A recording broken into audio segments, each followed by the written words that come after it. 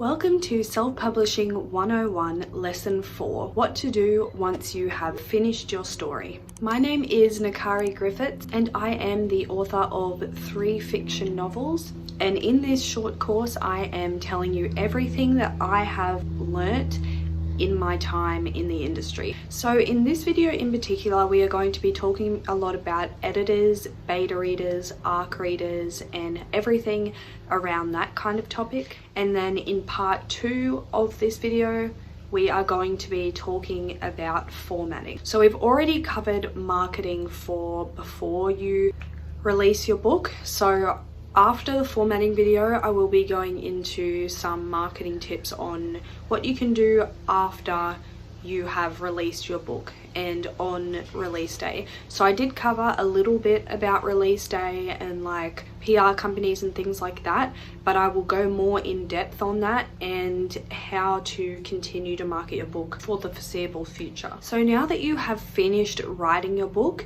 you're going to want to read over it. So you never want to publish a first draft of a book, because most of the time, especially if you're not really a plotting person but more of a pantser or a discovery writer, you'll kind of write as things come to you, and a lot of the time you can miss details and kind of just write in dot points, if that makes sense. At least that's what I do. And so you're really going to want to go over and read over your book again and make sure that you're happy with it. So this would be the time to do some self-editing, some developmental editing, change as much as you can see that you're not happy with. And then once you've gotten to the point where you're actually happy with the book, then you're going to look for some beta readers. So what is a beta reader and where to find them? So a beta reader is someone that will read your book before it comes out. So think of it as like beta testing. If someone was beta testing a product, they're testing it out, finding any glitches in the program or the product before anyone else gets their hands on it. So this is what a beta reader will do. They will basically go through and find not really spelling mistakes, at least not in the first round, but more of like plot holes and characters that kind of don't make sense or don't have enough background and things like that. So where to find beta readers? A lot of people choose to use Wattpad and LitNet and other similar websites to this. So if you don't know what Wattpad or any of those are, I will link a video talking about Wattpad and why you should use it to beta test your book and everything else about Wattpad. So I have a few videos on that actually, so I'll link them in the cards and down below. Now Wattpad can be a really good place to beta test your book, and a lot of people choose to write their book on Wattpad and then kind of transfer it, copy and paste it into a Word doc after they finish. So basically you will have a bunch of people that are reading your book before anyone else, and they are commenting on it, they can follow you, they can add your book to their library, and basically it's a free way to get beta readers. Beta readers should always be free, but it's a really good way to get a big demographic and see who is reading your books. It will also kind of show you who would buy your books, like that kind of demographic, and the type of people that are adding it to their reading lists. So LitNet and other websites are kind of the same thing.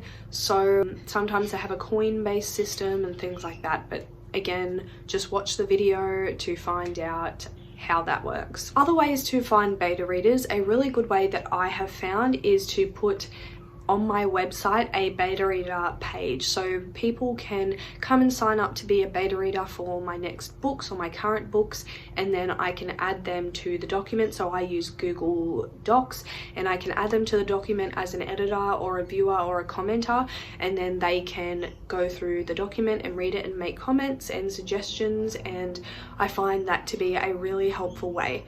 And also Google Docs is great for beta reading because they can add suggestions and you can tick it or exit to accept it or get rid of it. So it's a really good place to do your edits. I find it really useful to use with professional editors as well. So I would go usually on Facebook or Instagram and announce or advertise that I'm looking for beta readers, and for people to go to the link in my bios, which would have a link to my website beta reader page, expression form, and that is how I have found mine so far. So basically the only way that you can find beta readers that I know of is either Wattpad or just to ask people. You can also just ask friends if they will help you, or family. I've done that as well in the past.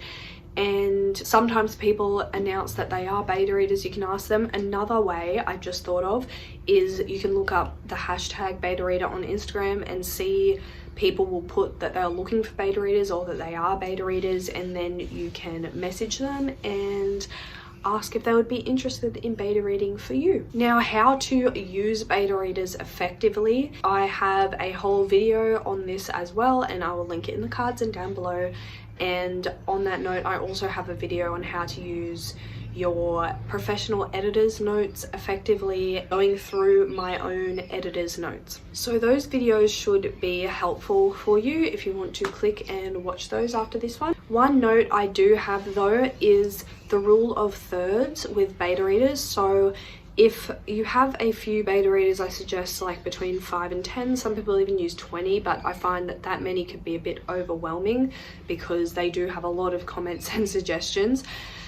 Is that if 3 or more people say the same thing on a section, so say if someone commented, I don't like this character, oh, that's a bit harsh. If someone commented, I think you could better describe what this character is saying, and then 2 other people say, I agree, then you should look at changing it. But by all means, it's your story, and at the end of the day, you decide the way that it goes. And lots of the time I find that you might not be describing something how it is in your head. Like, you can see it in your head and you can't really understand why the beta readers aren't seeing it, but have you actually described it how it is in your head? That's something that I found a lot that happened to me. So then I would use those comments and go and be like, okay, why isn't this making sense when it makes sense in my head? And then I will figure out how to put that down on paper. So after you go through the beta reading process, next you're going to want to self-edit again. So you're going to go through all of their comments, sift through. This could take like weeks, it could take a few days depending how many times you want to go over it. And then you might have some beta readers that will go over it again after you've self-edited for the second time, and that's really helpful. But lots of the time people won't read it again after they've read it once. They don't want to read it again. So basically you're just going to have to go over it again, make all the changes that you think, and then this is the point where I would send it to my professional editor. So a professional editor is a smart move if you want to have professional books. I would always go for a professional editor unless you're really far in your career and you are comfortable with your English and your grammar, and you know that you're not going to make a lot of mistakes. Another way you can go about it is using things like Grammarly or Scrivener. I think, is it Scrivener? No, something else. I will link it down below, but I can't quite remember. But editing programs like that will help you, but sometimes they can't get the context because they're computers, not people. So that's just something to keep in mind as well. But for editors, you can get a lot of dodgy editors out there. I myself have gotten 3 dodgy editors so far. I've had 3 books out, and yeah, so you really have to make sure that you get a good editor. Now what I've started to realize is that looking at your favorite authors, if you like a book, often in the front of the book or the back in the acknowledgements they will put who their editor is. So that's a good idea to then go and contact an editor like that. So since then I have definitely done that, and I'm getting some of my books re-edited in the future, and I will go with these people in the future. So I have put their contacts as well, the good editors, not the bad ones, in the Patreon link list document. So how much should you pay for a professional editor? So there's such a wide range, but depends on what you want them to do. So often they will have different packages. So my last editor had packages, so she had like a silver edit, a gold edit, platinum edit, for example, bronze, and they all have different things. So you just want to make sure that you get a developmental edit. Sometimes you could be happy with your beta readers doing that. If you have enough feedback from them, then you might not need a developmental edit, but I always get one just to be safe. And then you could get a copy edit or a line edit. And this is basically going over like the copy and making sure that the punctuation is right, that the words make sense, the spelling and grammar. And then you're going to want to get a proofread. So a proofread is basically them going over everything that they went over again, just to make sure they didn't miss anything. Now, keep in mind, my last editor, I got a developmental copy edit and a proof edit.